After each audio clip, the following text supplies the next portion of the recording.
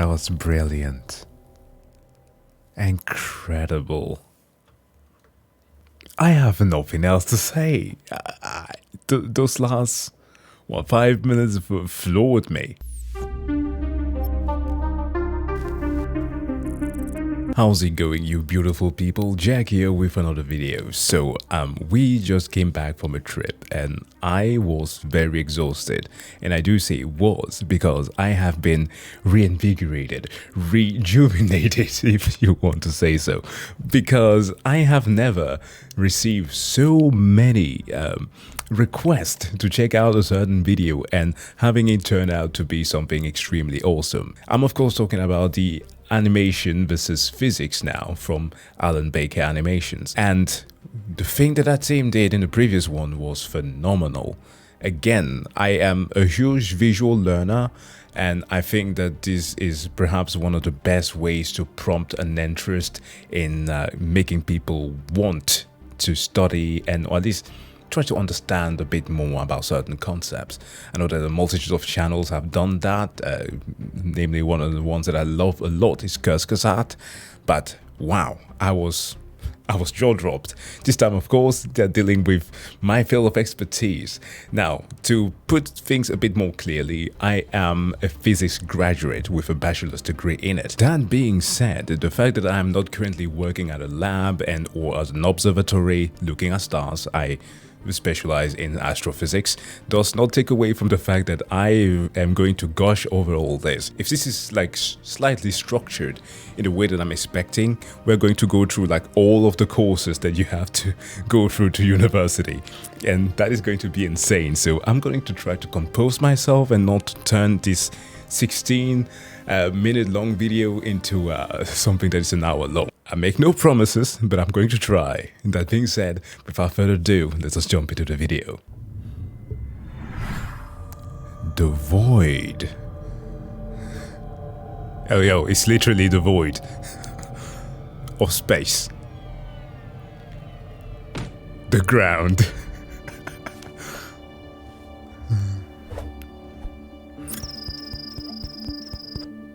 Distance. Oh, we have the name introduced this time. Okay, that's great. Last time we did not have like straight up classifications for things. This is going to make things a lot easier. Experience and displacement and velocity, yeah. And units of measurements.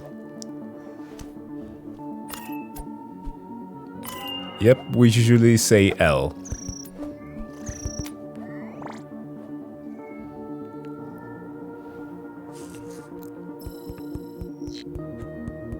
V's of I. Delta V, displacement from the previous vector.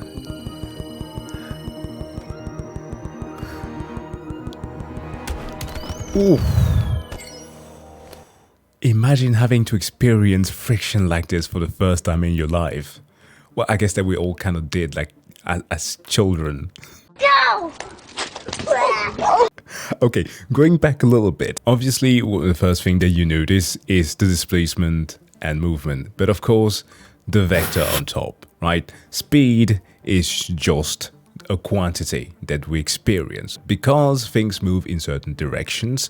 In the study of movement and all kinematics, we have to classify things with the directions as well. So if you're moving to the left, the velocity might increase, but it gets a negative value. So whatever speed he experiences right now will have a direction and a sign assigned to it. But even more so when stops here is the units of measurements. Now, we can straight up jump into talking about this because I am pretty certain that they are going to be prevalent and or constantly shown throughout the entire video. And generally speaking, in physics, we operate with something called SI unit. That's something that we've done since 18... Wait a minute! That's not true. 1978, agreed upon by a lot of Frenchmen. It's called SI because it stands for Système International, but it's International System of Units. And this doesn't just encompass the quantity of the different measurements that we observe, but also the nomenclature, the exact values, as well as the defining constants. So time, length, mass, temperature will forever come in seconds, meters, kilograms, and Kelvin. Yes, it's not Celsius as one would think in the metric system, but Kelvin based on its absolute value. And so goes with the constants, like the speed of light will forever be 2.99792 meters per second times 10 to the 8th. Planck constant H, which is also a very interesting and important constant within especially astrophysics, but also a lot more things in relativity sometimes, is 6.626, yes, Lilo and Stitch, times 10 to the minus 34 joules times seconds. There's also E. Yes, E returns, but not as the mathematical constant this time around, but as the elementary charge, as in the charge of a proton. Now, I could pull up my Linda Spark book. That is something, at least the first book that I had in my introductions to astrophysics to learn from, and you will see a bunch of those constants listed. That's one of the first things that you need to learn and understand before you get into things. So that's why I'm also mentioning it right now.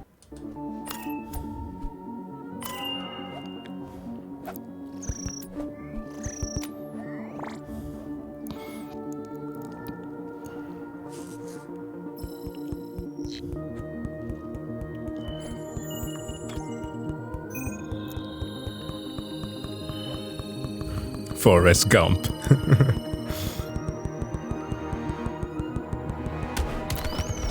Oh, it hurts.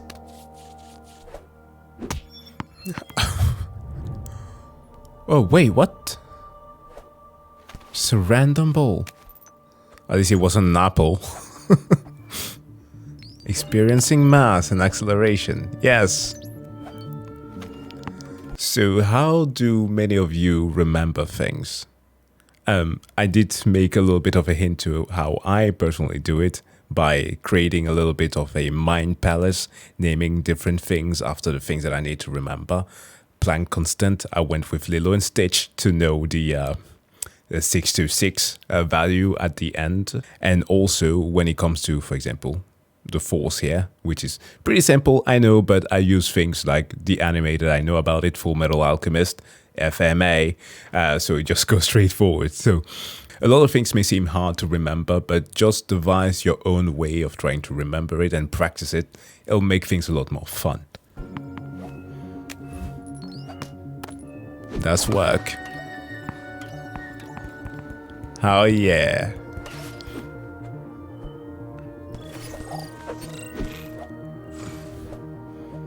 Oh, wow.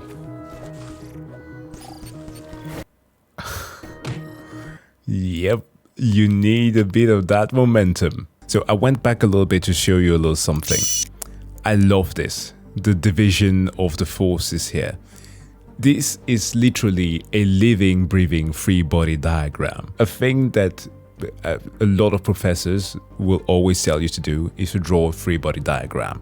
They don't do this to be annoying, and despite the fact that you know how to calculate your forces, it's just one of those invaluable tools that you always need to remember, reminding you of the things that you may have forgotten to apply on the body that you are working with. Did you add in all the forces, the moments, the reactions, the angle? And the fact that they are literally just doing this in real time with this animation is perfect.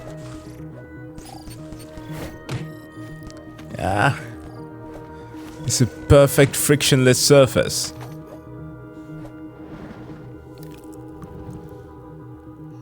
Who's bamboozling him?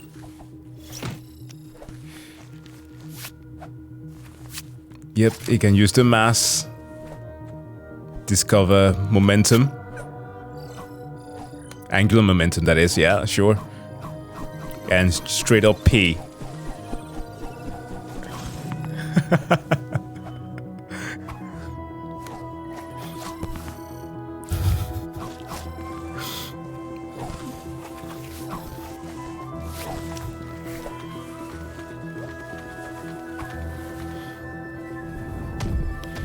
Oh.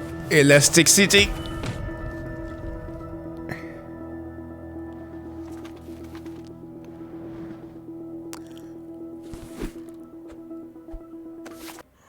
Okay, hold on.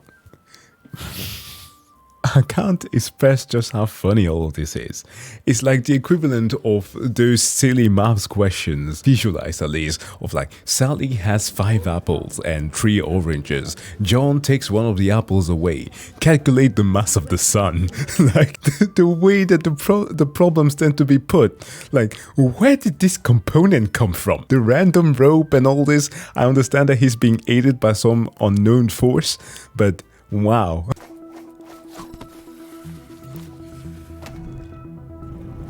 Potential energy and kinetic. Yep.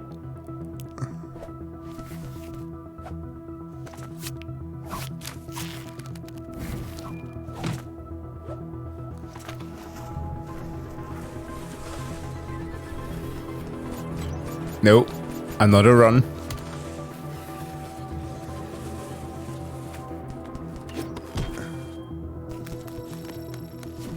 A longer arm may aid you, or more speed.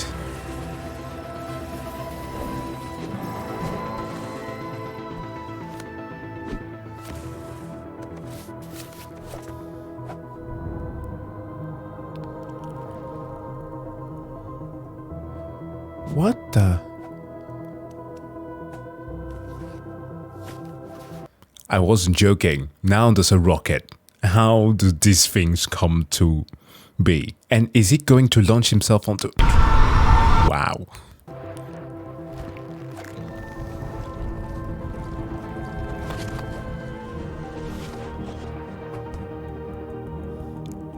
This is literally built as in the form of the school curriculum.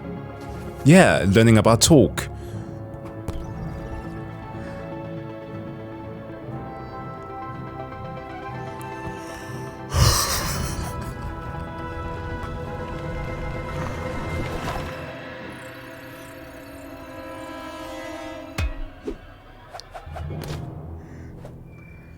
Houston, 15 seconds. Guidance is internal.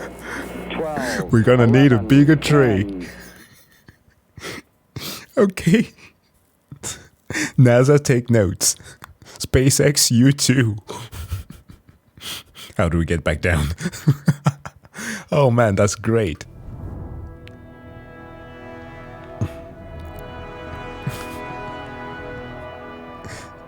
From the Kerbal space program, we now have the tree space program. I'm sorry? Is it a bull?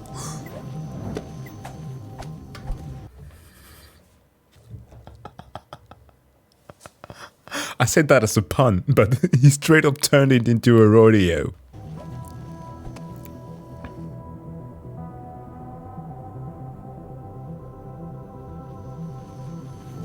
Yeah, I don't know what that is, but that's not a sun. If whatever you're getting is coming from that thing, it's...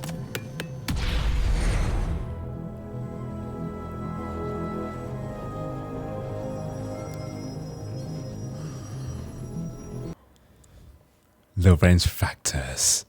Okay. Lorentz factors are components that we very much take into account when we are talking about the speed of light. Because in normal Euclidean space, I am now afraid that they're going to be talking about metric spaces and manifolds.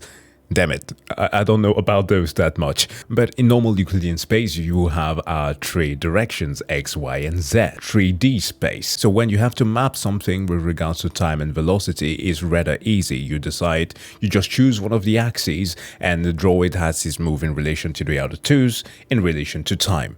That's pretty simply plotted. The problem is quantum mechanics and relativity. Because once you start moving to speeds that are approximate that of the speed of light, at least infinitesimally close, that words tend to be very difficult to say, you start experiencing something called time dilation, where times move very much slower for you with regards to the observer. Now, we don't even need to move that fast to experience any of this. For example, the astronauts in some of the space stations, while spending, I think it's about 6 months up there, will have aged like a hundredth of a second in comparison to us. It's not much, yes, but times that with the speed of light, again, 10 to the 8th, and you are suddenly talking about interstellar level of scenario here. So, how do we deal with that? Well, we use the Lorentz factors, more specifically the Lorentz transformations, where we keep the speed of light as a constant because it never changes, but project our reference frames onto new ones. Hendrik Lorentz, by the way, a Dutch physicist, was the one who derived this. And so he found out that the proper way of doing it is by establishing this transformation that we have here, where the gamma factor, the Lorentz factor here, is expressed in this way. And now I have my cat wanting to join in on the math here. Bad thing that she's not named Schrödinger, right? Would not want to put you in a box with fissile material. There is a wonderful video from another YouTube channel called Minutes Physics. I've watched that some, I want to say 4 or 5 years ago when I was studying too. That visualizes exactly what it would look like if you were to draw it correctly. So I highly recommend to check that one out if you're interested in relativity. Yep, you need to go faster. Light.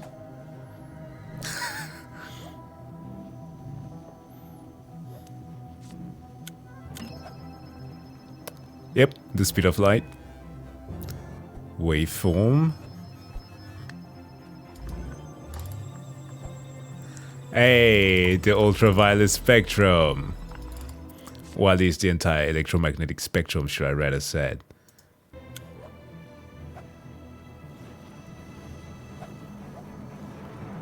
Is that a sun? Or is it a red dwarf?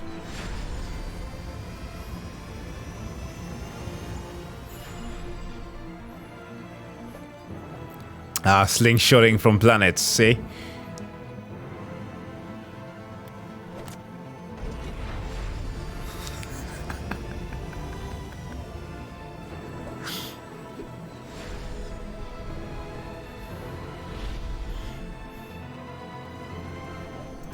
And before anybody asks, yes, you will still experience G-force, or at least perhaps not G-force because we're coined the term with regards to gravitational acceleration, but again, the thing has all to do with acceleration, not gravity itself. Although you are in the vacuum of space, all that G-force really relies on is accelerations. So those quick shifts that he's taking are going to mess him up were he to be human. But he's the second coming of physics, so that's not the same thing.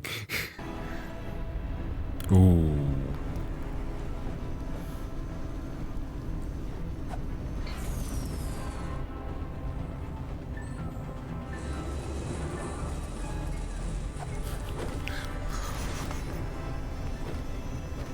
No way.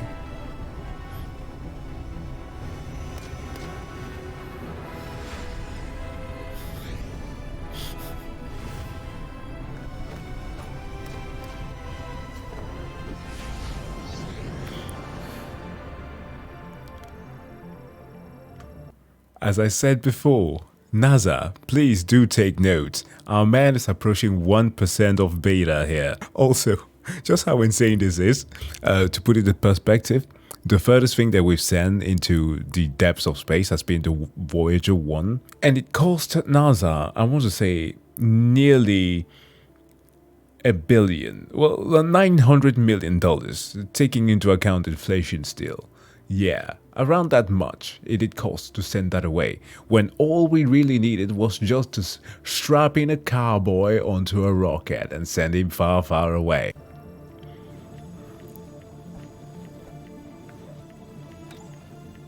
Yep, there we go. Oh, yeah. Oh yeah. The best field of physics. Literally. I'm not even going to hide my bias here. I might like astrophysics, but electromagnetism, because the two of those, electricity and magnetism, are two sides of the same coin, are extremely awesome. First is the one course that lets you throw gang signs in class.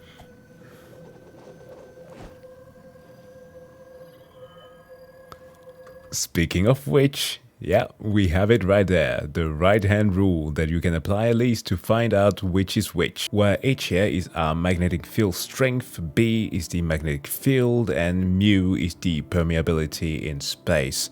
Now, because we are moving here, the thing that we are likely to experience is actually magnetic moment, and then mu becomes something a little bit different. I think it's the magnetic dipole moment that it becomes called. Oh, magnetic force, let's go. Divergence, no divergence.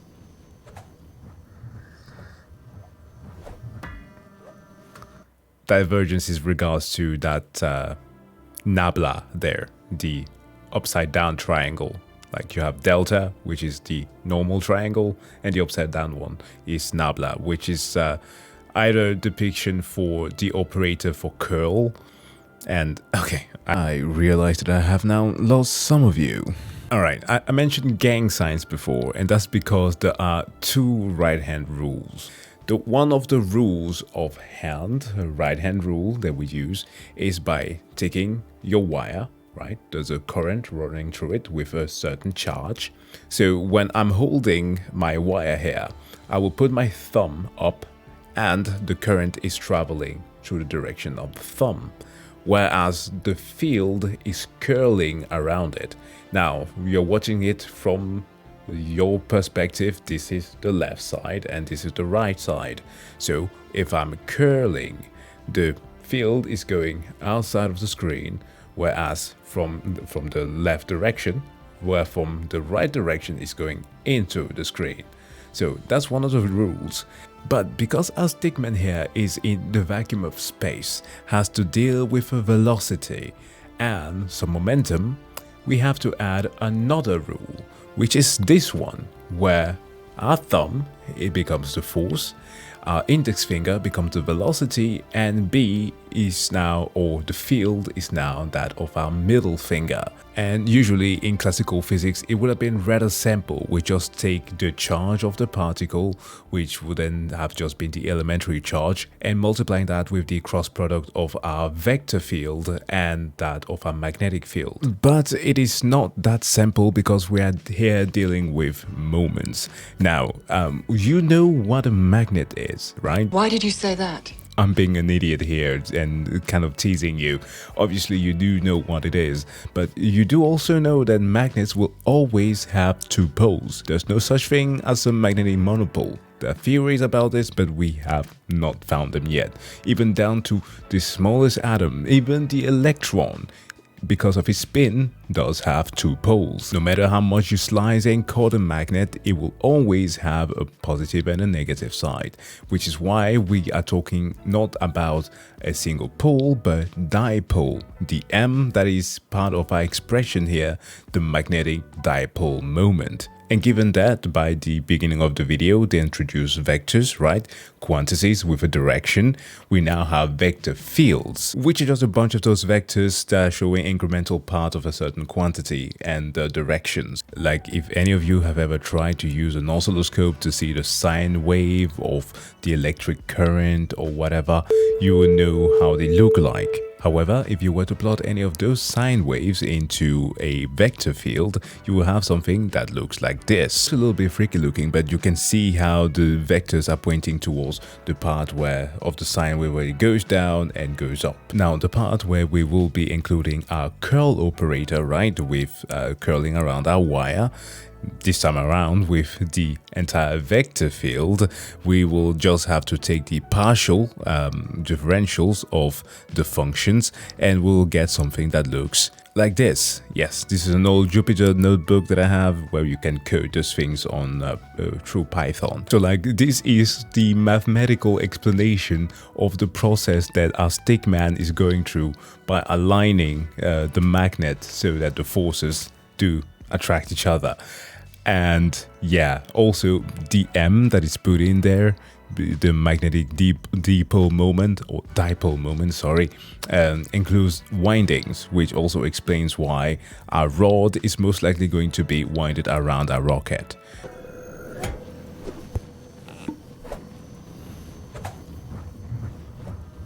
Yep, there comes the rod.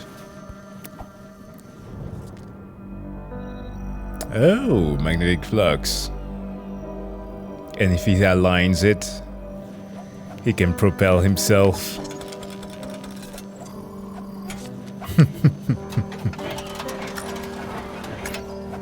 Two windings. Yep, there we go with B.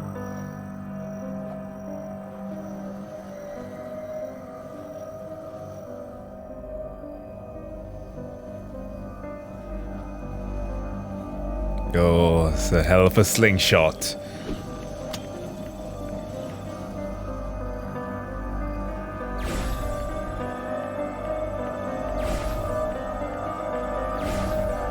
And also the music.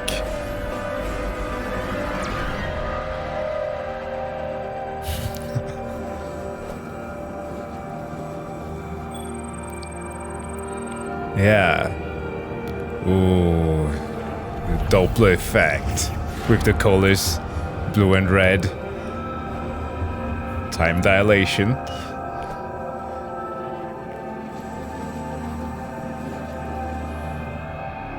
Oh, wow. Man, I need to watch Doctor Strangelove again. I never knew that it was cool like that. Going outside of galaxies. And that's the type SA that I can see there at the bottom, because galaxies do come in different types and with it different properties. Like you have SO to SA, SB, SC, SD and SM even. And that is of course for spiral galaxies. You have elliptical, irregular and so on and so forth. The more gas there is in a galaxy, the more star formation and therefore the bluer it is, because newer stars are blue because they're young. And the older stars are red because of how they inevitably end up having a lot more metallic concentration as they age, therefore giving them the red appearance that they have. Now, SA, SB, and SC tend to be more spiral-like galaxies, and they are very well defined with the bars and everything at the center. And as you can see, if we zoom a little bit further, within the structure of most galaxies, there will always be, or if not all of them, there will be an AGN, which is an active galactic nuclei, or a supermassive black hole, like the type that we have, which is Sagittarius A. At least that's the name that we've given it for our black hole. Now, the look of a galaxy can tell you a lot about its composition. In contrast to this one, our galaxy, the Milky Way, is not an SA but rather an SB, a spiral barred galaxy. Despite it having a lot of gas, we can actually see that most of the density of it is in the range of like 90% in the empty space. And the easiest way of noticing that is the fact that it has those bars. Most of the velocity around our galaxy is found on the outside, and not at the center where it is the brightest. A nice way of visualizing that is if you have a ballerina, right? A ballerina, or at least an ice skater, will be spiraling around, and when she tucks her arms in, or he, let's put footage of Yuri on Ice. When the dancer tucks their arms in, they will start spinning a lot faster because the center of mass is, well, at the center, whereas when they spread their arms out, they will go slower. Now, what we observe is, of course, that the spinning movement, right? The velocity is much larger at the extremities for our galaxy, meaning that, of course, most of the mass is located outside, which is not where the brightest things are, which means that the dark matter is over there. And speaking of matter, we of course have a quasar here, which is spewing an insane amount of energy. And the depiction of quasars is always funny because it makes it almost look as if we are spewing things from one end to the other. Like we are not straight up talking about Einstein-Rosen bridges here with like the matter is going into the black hole and being spewed on the other side of it, because, well, when we're visualizing things, it's a lot more round. Well, at least more like a spheroid. Yeah, here comes the Doppler shifting.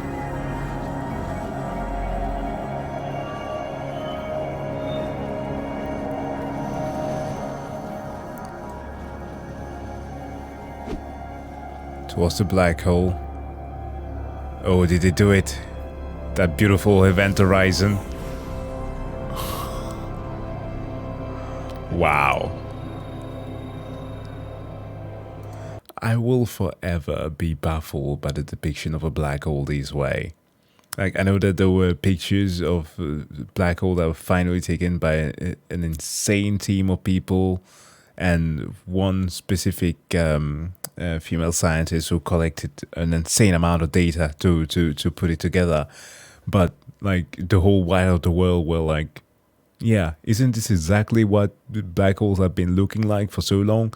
Yeah, we just got confirmation. But this here, correct me if I'm wrong, please, in the comment section.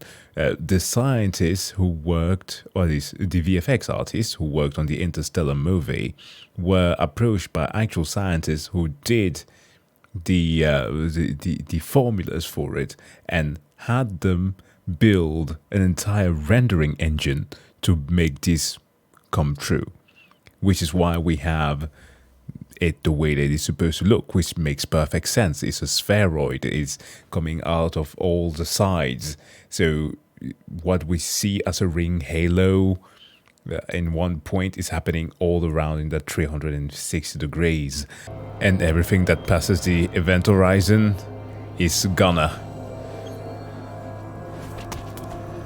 except for the apple. What the hell?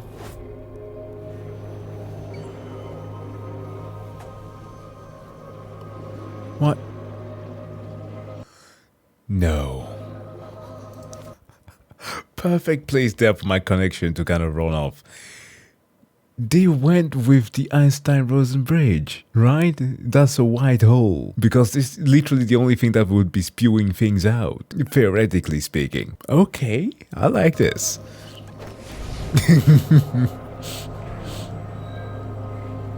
Yep, Spaghettification.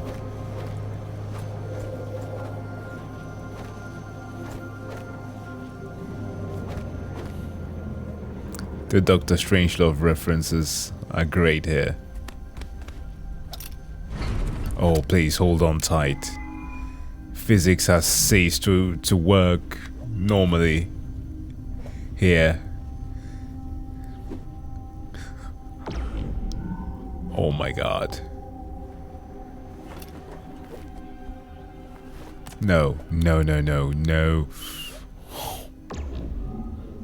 Another wave's gonna shake you to your core.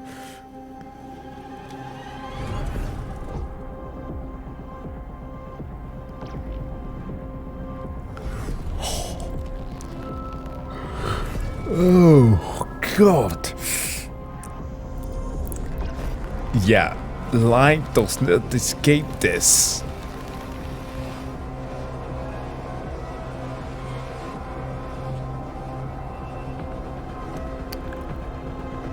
Oh, wow. Okay, we're going down to that. Listen, you might not have retained too much from the video. I hope you have. But one thing that you will always remember: mitochondria is the powerhouse of the cell.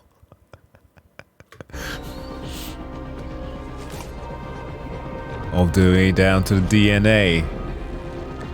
We're going down to base particle with quarks. Yep.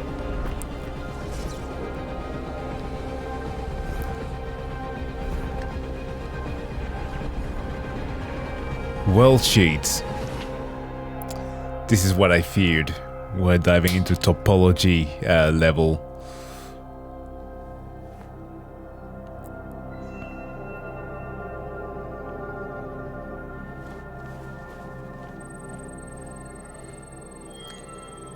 Yeah.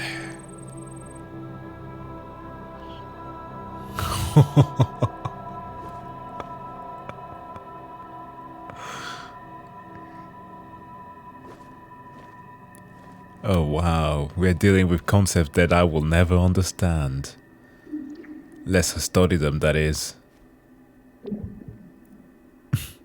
That wave function. Yeah, everything just exists in waves here. Ripples in space-time.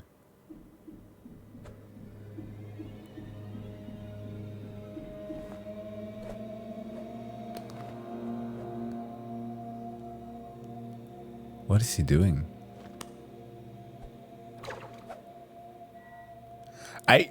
What did I say? Manifolds. Yeah.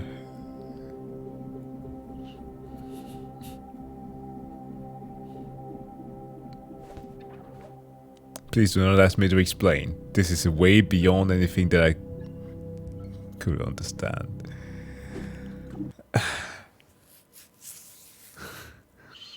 I don't know how they came up with this. Obviously, they studied a lot and or had to consult somebody, or even better, if somebody on Alan's team, if similar to the previous one, is also like a physics freaking genius. Just wow. This is so good.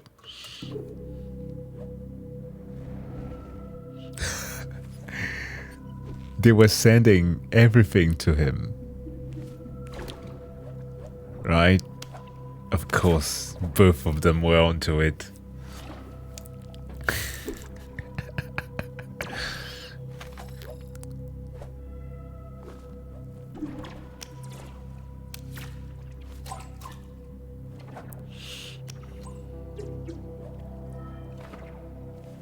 Oh, the bigger one was his work.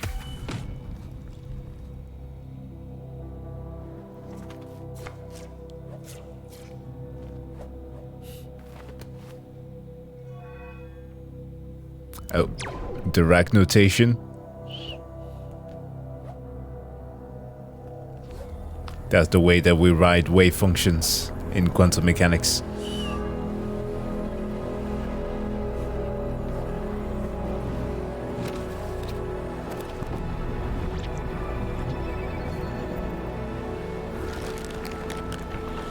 Oh wow.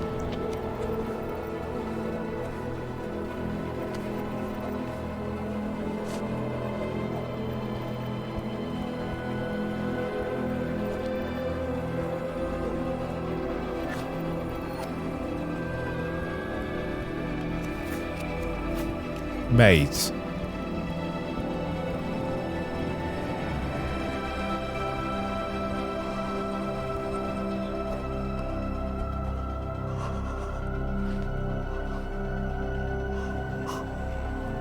He just held the universe, a solar system.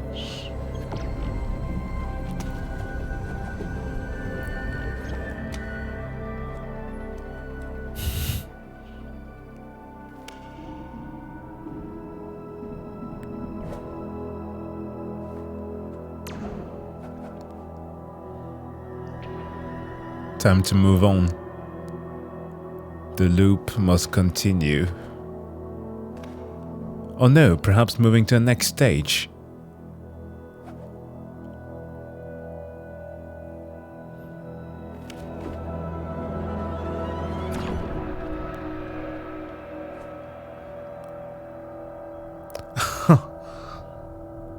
Wow.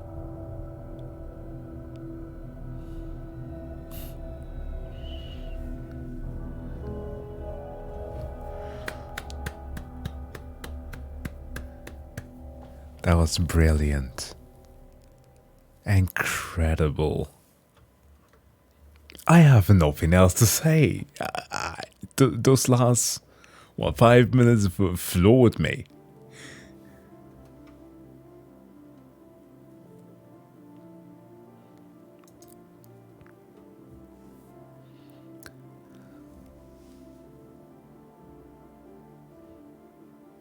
I like this so much. Like it is simple yet at the same time complex. Like you can extrapolate a lot out of it. Of course, I could be talking about this all day, but I won't. Okay, I'm gonna let you go. Last, I sound like my physics professor as well. Oh man, I've become a boomer. No, but this was great. This was very good. I don't know which is going to be next. I would imagine something with, at least with the whole mitochondria and the cells, their DNA. Biology would be great as a continuation, leading up to, well, we get the elementary forces and then we deal with like sheer biology of the human body and or just creation as a whole. That'll be fun. That being said though, guys, thank you so much for checking out this rather long reaction and explain video. I'm not gonna apologize. I've been told that before that I shouldn't do that because some of you at least very much enjoy my rants on a bunch of things, but I hope that you could understand a lot of the concept that I went into and got something out of it. That being said, I wish you all to have a wonderful, wonderful day. See you guys in the next one. Bye.